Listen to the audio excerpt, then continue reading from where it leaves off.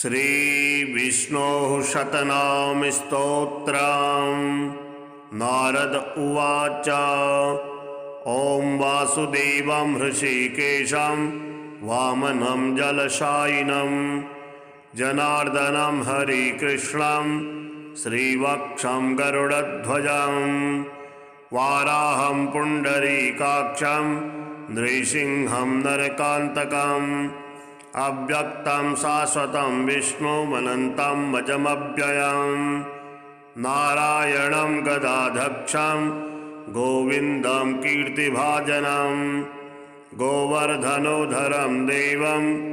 भूधरं भुवनेश्वरं वेत्तारं यज्ञपुरुषं यज्ञेशं यज्ञवाहकं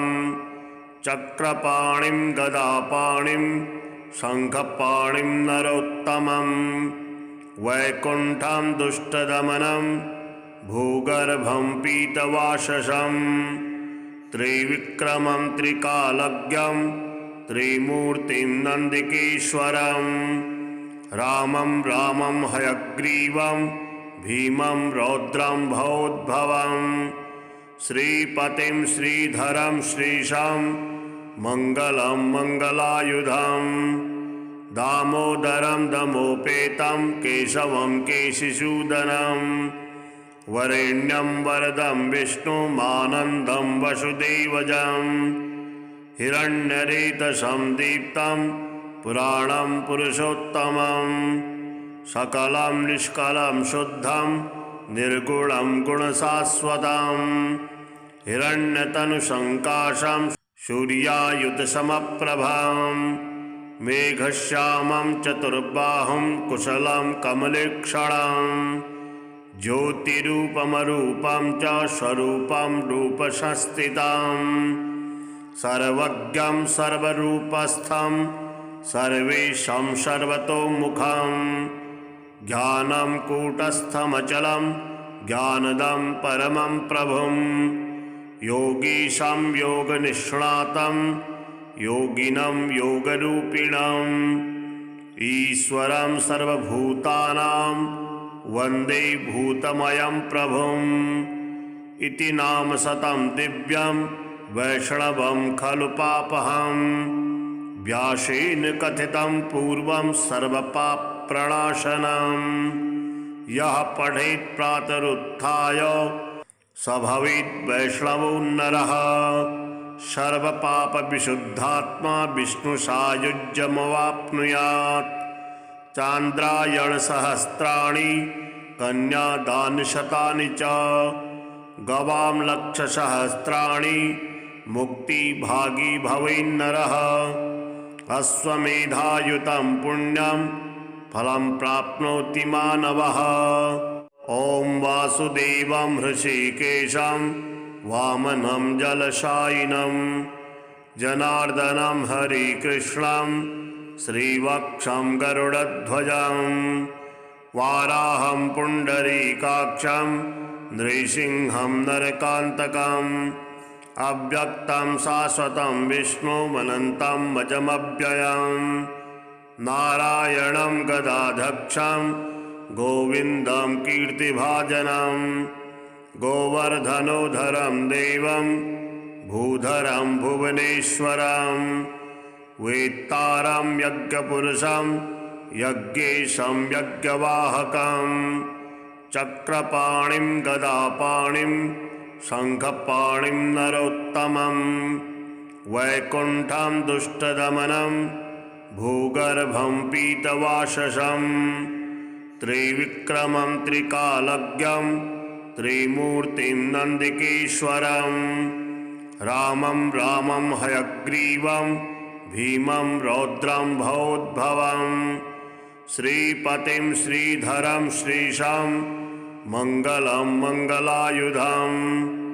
दामोदरं दमोपेतं केशवं केशिसूदनं वरेण्यं वरदं विष्णुमानन्दं वसुदेवजं हिरण्यरेतसं दीप्तं पुराणं पुरुषोत्तमं सकलं निष्कलं शुद्धं निर्गुणं गुणशाश्वतं हिरण्यतनुसङ्काशं सूर्यायुतसमप्रभां मेघश्यामं चतुर्बाहुं कुशलं कमलेक्षणं ज्योतिरूपमरूपं च स्वरूपं रूपसंस्थितं सर्वज्ञं सर्वरूपस्थं सर्वेशं सर्वतोमुखं ज्ञानं कूटस्थमचलं ज्ञानदं परमं प्रभुं योगीशं योगनिष्णातं योगिनं योगरूपिणं ईश्वरं सर्वभूतानां वन्दे भूतमयं प्रभुम् इति नाम शतं दिव्यं वैष्णवं खलु पापहं व्यासेन कथितं पूर्वं सर्वपापप्रणाशनम् यः पठेत् प्रातरुत्थाय स भवेत् वैष्णवो नरः सर्वपापविशुद्धात्मा विष्णुसायुज्यमवाप्नुयात् चान्द्रायणसहस्राणि कन्यादानशतानि च गवां लक्षसहस्राणि मुक्तिभागी भवेन्नरः अश्वमेधायुतं पुण्यं फलं प्राप्नोति मानवः ॐ वासुदेवं हृषीकेशं वामनं जलशायिनं जनार्दनं हरिकृष्णं श्रीवक्षं गरुडध्वजं वाराहं पुण्डरीकाक्षं नृसिंहं नरकान्तकम् अव्यक्तं शाश्वतं विष्णुमनन्तं वचमव्ययम् नारायणं गदाधक्षं गोविन्दं कीर्तिभाजनं गोवर्धनोधरं देवं भूधरं भुवनेश्वरं वेत्तारं यज्ञपुरुषं यज्ञेशं यज्ञवाहकं चक्रपाणिं गदापाणिं शङ्खपाणिं नरोत्तमं वैकुण्ठं दुष्टदमनं भूगर्भं पीतवाससं त्रिविक्रमं त्रिकालज्ञं त्रिमूर्तिं नन्दिकेश्वरं रामं रामं हयग्रीवं भीमं रौद्रं भवोद्भवं श्रीपतिं श्रीधरं श्रीशं मङ्गलं मङ्गलायुधं दामोदरं दमोपेतं केशवं केशिसूदनं वरेण्यं वरदं विष्णुमानन्दं वसुदेवजं हिरण्यरेतसं दीप्तं पुराणं पुरुषोत्तमं सकलं निष्कलं शुद्धं निर्गुणं गुणशाश्वतं हिरण्यतनुसङ्काशं सूर्यायुतसमप्रभां मेघश्यामं चतुर्बाहुं कुशलं कमलेक्षणं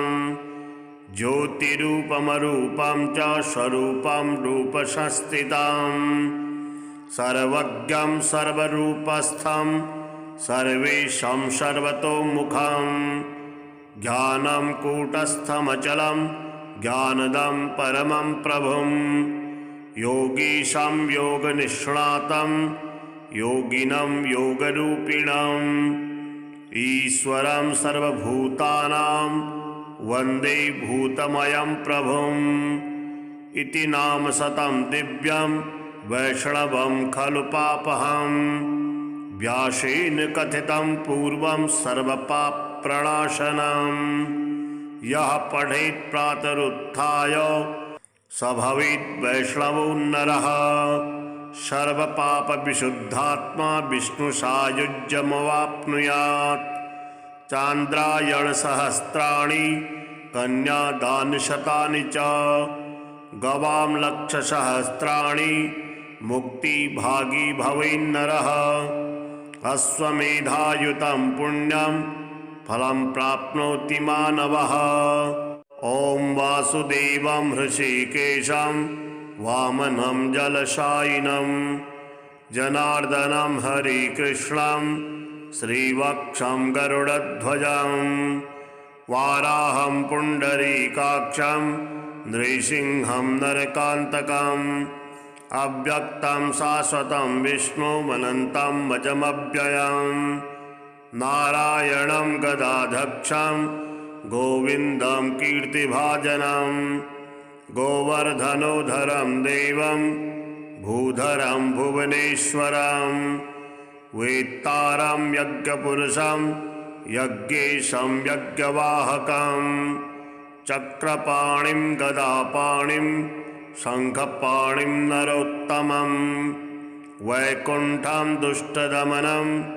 भूगर्भं पीतवाससं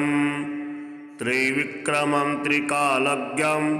त्रिमूर्तिं नन्दिकेश्वरं रामं रामं हयग्रीवं भीमं रौद्रं भवोद्भवं श्रीपतिं श्रीधरं श्रीशां मङ्गलं मङ्गलायुधं दामोदरं दमोपेतं केशवं केशिसूदनं वरेण्यं वरदं विष्णुमानन्दं वसुदेवजं हिरण्यरेतसं दीप्तं पुराणं पुरुषोत्तमं सकलं निष्कलं शुद्धं निर्गुणं गुणशाश्वतं हिरण्यतनुसङ्काशं सूर्यायुतसमप्रभं मेघश्यामं चतुर्बाहुं कुशलं कमलेक्षणं ज्योतिरूपमरूपं च स्वरूपं रूपसंस्थितं सर्वज्ञं सर्वरूपस्थं सर्वेशं सर्वतोमुखं ज्ञानं कूटस्थमचलं ज्ञानदं परमं प्रभुं योगीशं योगनिष्णातं योगिनं योगरूपिणम् ईश्वरं सर्वभूतानां वन्दे भूतमयं प्रभुम् इति नाम शतं दिव्यं वैष्णवं खलु पापहं व्यासेन कथितं पूर्वं सर्वपापप्रणाशनं यः पठेत् प्रातरुत्थाय स भवेत् वैष्णवो नरः सर्वपापविशुद्धात्मा विष्णुसायुज्यमवाप्नुयात् चान्द्रायणसहस्राणि कन्यादानशतानि च गवां लक्षसहस्राणि मुक्तिभागी भवेन्नरः अश्वमेधायुतं पुण्यं फलं प्राप्नोति मानवः।